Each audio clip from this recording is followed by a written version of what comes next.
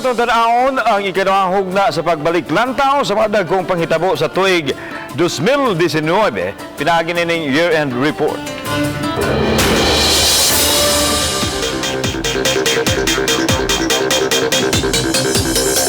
Gobernador Gwendolyn Garcia mimando sa pagpatabon sa gikubkub nga luna sa pagatukuron untang Capital Residence Center. Giklaro sa gobernador nga dili suspension kundi hingpit nga pagpahunong sa gitukod nga Capital Resource Center ang iyang mando.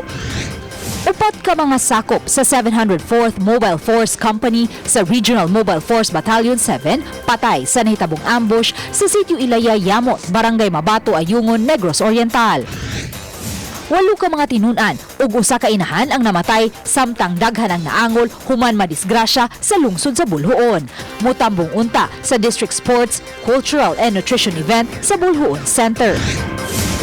Notadong tulisan, gipusil o gibitay sa taytayan sa Barangay San Isidro, Dakbayan sa Talisay.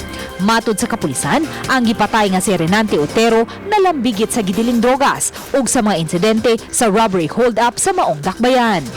Laing biktima sa salvage na palgan sa Dakbayan sa Talisay. Gawas sa samad pinusilan, gibinaklid paghigot ang kamot, gitaptapan ang naong o gigaid sa poste si Jer Sige, 27 anyos, sa sitio Bugo, Barangay Campo 4. Presidente Rodrigo Duterte mimando sa pagpahunong sa tanang matang sa sugal nga ubos sa Philippine Charity Sweepstakes Office kon PCSO.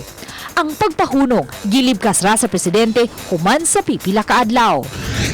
Patay ang usa ka pineriso sa Mandawi City Jail nga si Romy Ramas, kinsa gidunggab sa kauban na sab niyang pineriso.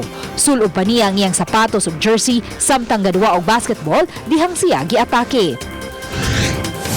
Kapinsa na po ka mga taga-Sugbo ang namatay sa trahedya sa kadagatan dito sa Iloilo City dihang mitikyaob ang bangka nga gisakyan paingon sa Gimaras. Lakip sa mga nalunod gikan sa pamilyang Bagyo ug Jansen nga taga-barangay Ermita. Kapin sa 300 ka mga tao nga misalmot sa tigbakay sa usa ka buwangan sa Dakbayan sa Mandawi gisikop sa CIDG. Ang tigbakay gidili kay gihimo man kini gawas sa adlawng Domingo. Usa ka lalaki nga giingong nalambigit sa illegal nga drogas napalgang gigapos o gipatay sa Purok Chicos, Barangay Dawis Norte, lungsod sa Carmen. Mubalor sa 6.8 milyones pesos nga gituo ang shabu na sakmit sa pantalan sa Sibulan, Negros Oriental. Nasikop usab ang duha ka mga babae ug duha ka mga lalaki. Samtang 9.1 milyones ka pesos nga balor sa illegal nga drogas na sakmit gikan sa managsuon sa sitio Viking, alas ka Mambaling, Dakbayan sa Sugbo. Libuan ka mga piniriso sa New Bilibid Prison ang gipagawas subay sa Good Conduct Time Allowance. Lakip sa gibuhian ang tulo ka mga konbiktado sa Chong Sister Rape Slay case nga sila si Josman Asnar, Alberto Cano ug Ariel Balansag. Apan human mimando ang presidente, mitahan raw sa pagbalik ang mga gipalaya ubos sa GCTA. Attorney Inocencio de la Serna giambush sa riding in tandem pipila ka oras human sa hearing sa Kimonda Building. Ang samdang abogado nakasukol pa sa iyang mga mamumuno. 15 anyos nga lalaki nasakmitan ug moabot sa 9.5 milyones pesos nga kantidad sa gituoang shabu. Gipahigayon ang bypass operation sa mga sakop sa Drug Enforcement Unit sa San Nicolas Police Station sa sitio Mahayahay, Barangay Calamba, Dakbayan sa Sugbo. Mubalor sa 6.8 milyones pesos sa gituoang shabu usab ang nasakmit sa mga sakop sa City Intelligence Branch sa Lapu-Lapu City Police gikan sa 35 anyos nga kanhi OFW nga si Arcelia Tamarion. 6.8 milyones pesos usab nga balor sa gituoang shabu ang nasakmit sa 29 anyos nga si Nino Aguilar de Velos, usa ka tattoo artist. Nag-viral sa social media ang video kalabot sa grupo sa mga batanon nga mimolestya sa kauban nilang babae sulod sa sakyanan. Daling giimbestigar sa kapulisan ang insidente, diin duha ka mga senior high nga nalakip sa video ang gi-expel. Lakip ang kabisayan sa nakasinati sa bagang haze nunod sa forest fire sa Indonesia. Patayng lawas nila ni Ryan Taniega ug Stephen Balbuena nakitaan sa kasagbutan sa may sitio Kapasanan, Barangay Kasili. Mga kadalanan sa nagkalain-laing dapit sa Metro Cebu, gihawanan sa mga ali. Gipatuman kini sa mga taga-National Clearing Operation subay sa mando ni Presidente Rodrigo Duterte. Tungod sa hulga sa African Swine Fever kon ASF, Governor Gwen Garcia mimando sa total ban sa tanang mga live hogs, pork ug pork-related nga mga produkto gikan sa Luzon. Ang original nga 100-day ban gi-extend hangtod sa Hunyo karong tuiga.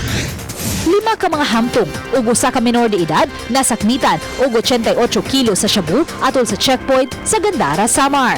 Matod sa PDEA, ang nasakmit gikan sa mga dinakpan adunay estimated value nga dulan sa 708 million pesos. 4 ka mga tulisan nga mitira sa mga pawn shop ug money changer sa usa ka mall sa Dakbayan sa Mandawi, patay human misukol sa mga pulis. Dungan nga gibiktima sa kapin na po ka mga tulisan ang usa ka pawn shop, 2 ka jewelry store ug money changer. Mayor sa Clarin, Misamis Occidental nga si David Navarro gibanhigan patay samtang luwan sa patrol car padung sa Cebu City Prosecutor's Office alang unta sa iyang inquest proceedings. Usa ang kalambigitan sa illegal nga droga sa biktima ang gitan-aw nga motibo sa krimen.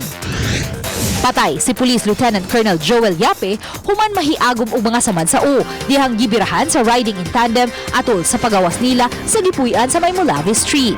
Si Yape, kanhi hepe sa Provincial Intelligence Branch sa Cebu Provincial Police Office ug nadistino usab sa Katbalogan, Samar ug nadistino sa Camp Crame. 30th SEA Games gipahigayon sa Pilipinas. Ubay-ubay nga mga Subuanong atleta ang milangkat og medalya. Lakip na niini sila si Wilbert Onso ug Pierre Marie Cañeda nga mida sa bulawang medalya sa dance sports ug ang skateboarding champ nga si Marjeline Vidal. Kapin sa 50 ka mga kawani sa Cebu City Hall nagpositibo sa iligal nga drogas. Ang mga nagpositibo gikan sa nagkadiyang buhatan sa Cebu City Government diin kasagaran mga job order employees.